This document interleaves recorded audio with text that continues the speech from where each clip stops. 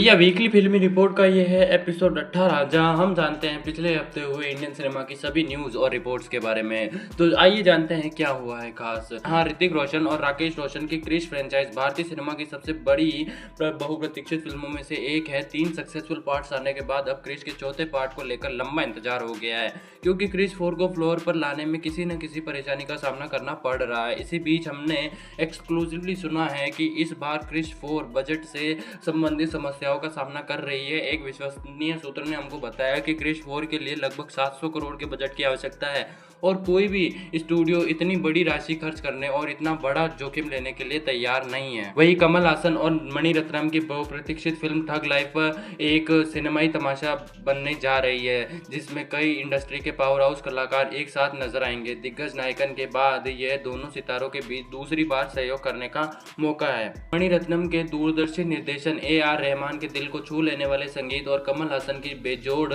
मौजूदगी के साथ ये फिल्म एक शानदार एक्शन एंटरटेनर होने की उम्मीद है। वही रणदीप हुड्डा एक बार फिर अपनी मेहनत और एक्टिंग के प्रति समर्पण को साबित कर रहे हैं। अपनी आने वाली फिल्म जाट के लिए उन्होंने जबरदस्त शारीरिक और मानसिक बदलाव किया है। फिल्म में वह राणा तुंगा नाम के एक खतरनाक गैंगस्टर की भूमिका निभा रहे हैं और इस किरदार को असली रूप देने के लिए उन्होंने खुद को पूरी तरह बदल लिया है। मसल्स बढ़ाने से लेकर आवाज में गहराई लाने तक उन्होंने इस किरदार को जीवंत बनाने के लिए हर मुमकिन कोशिश की है। वही अजय देवगन अपनी आगामी फिल्म रेंजर के साथ जंगल एडवेंचर जॉनर को एक्सप्लोर करने के लिए पूरी तरह से तैयार है, जिसका निर्देशन मिशन मंगल फिल्म निर्माता जगन शक्ति द्वारा किया जाएगा। सबसे पहले 2024 में रिपोर्ट आई थी कि इस प्रोजेक्ट को एक अनोखी और बड़े पैमाने पर एक्शन एडवेंचर के रूप में देखा जा रहा है और अब पिंकविला की एक रिपोर्ट के अनुसार तमन्ना भाटिया को फीमेल लीड के तौर पर लिया गया है। वही सिकंदर को इस साल की सबसे बड़ी फिल्मों में से एक माना जा रहा है, क्योंकि यह सलमान खान की ईद पर वापसी है और साथ ही यह उनके फैंस के लिए किसी ईदी से कम नहीं है, क्योंकि अब ईद में 2 हफ्ते से भी कम समय बचा है। ऐसे में सिकंदर की फिक्स रिलीज डेट पर हर किसी को इंतजार है, लेकिन मेकर्स ने अभी तक सिकंदर की फिक्स रिलीज डेट अनाउंस कर दी है, जहां यह कहा जा रहा था कि सिकंदर शुक्रवार 28 मार्च, शनिवार 29 मार्च को थिएटर में पैमाने पर रिलीज हो सकती है। वही हमको पता चला है कि सिकंदर रविवार 30 मार्च को रिलीज हो रही है। वही कियारा आडवाणी ने खुद को भारतीय सिनेमा की सबसे सफल अभिनेत्रियों में से एक के रूप में स्थापित कर लिया है। 1 दशक से ज्यादा के शानदार करियर के साथ उन्होंने लगातार बेहतरीन अभिनय किया है, जिससे आलोचकों की प्रशंसा और व्यावसायिक सफलता दोनों मिली है।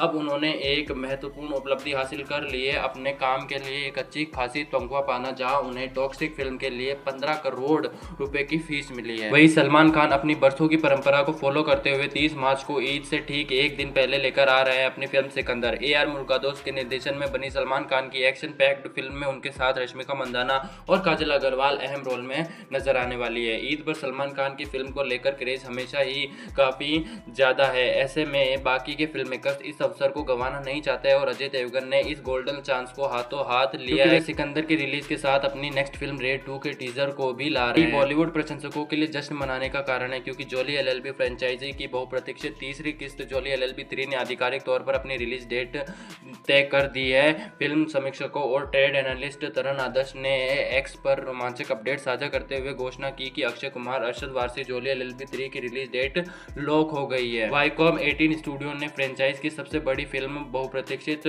जोली LLB 3 के लिए 29 सितंबर 2025 को लॉक किया है। वही मोहनलाल और पृथ्वीराज की एम्पुरान आखिरकार गोकुलम मूवीज के आने के साथ ही सिनेमाघरों में रिलीज होने की बाधाओं से बाहर आ गई है और योजना के अनुसार फिल्म 27 मार्च को ही रिलीज होने वाली है। एम्पुरान ने विदेशी कारोबार के लिए अपने सर्वकालिक रिकॉर्ड सौदे के साथ इतिहास रच दिया है। लूसीफर के सीक्वल के तौर पर बनी यह फिल्म बॉलीवुड की अब तक की सबसे बड़ी फिल्म है और इसका कारोबार भी रिकॉर्ड स्तर पर हो रहा है। बताया जा रहा है कि फिल्म के ओवरसीज राइट्स 30 करोड़ में बेचे गए हैं, जो मलयालम फिल्म इंडस्ट्री के लिए एक रिकॉर्ड डील है। यह कारोबार पिछले रिकॉर्ड कारोबार से 2 गुना से भी ज्यादा है। और वही ये सर्वाधिक है कि अल्लू अर्जुन और सुकुमार की पुष्पा 2 एक सनसनीखेज ब्लॉकबस्टर बन गई और विशेष रूप से हिंदी बाजारों में एक्शन ड्रामा ने 1000 करोड़ से अधिक की कमाई की। फिल्म के अंत में तीसरे भाग का संकेत दिया गया था और अब पुष्पा 3 की पुष्टि हो गई है और आधिकारिक रिलीज अपडेट सामने आया है। अब पुष्पा 3 की पुष्टि हो गई है और आधिकारिक रिलीज डेट सामने आया है। नितिन और श्रीलीला के रॉबिनहुड प्रमोशन के दौरान मैत्री टीम के निर्माता रवि ने खुलासा किया कि पुष्पा 3 2028 में सिनेमाघरों में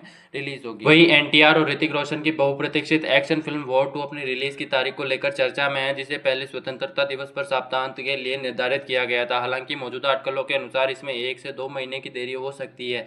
साथ ही अनुमान है कि कूली इसकी जगह लेगी। वॉर 2 के निर्माताओं ने औपचारिक रूप से कहा है कि फिल्म तय समय पर सिनेमाघरों में रिलीज होगी। उन्होंने किसी भी तरह की देरी की बात को खारिज कर दिया है और दूसरी ओर कूली को बहुत उम्मीदें हैं। अब टीम को बिना किसी प्रतिस्पर्धा के सुचारू लॉन्च सुनिश्चित करने के लिए एक अलग तारीख ढूंढनी होगी।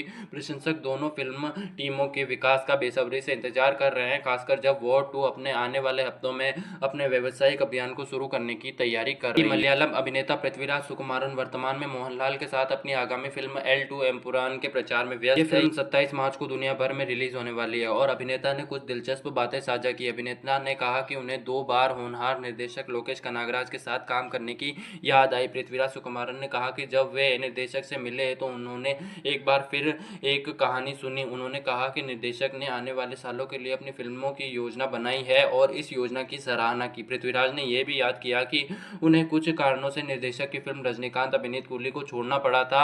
उन्होंने ये भी कहा कि वे निर्देशक के साथ काम करना पसंद करेंगे, भले ही ये फिल्म उनके एलसीयू के अंतर्गत न आती हो।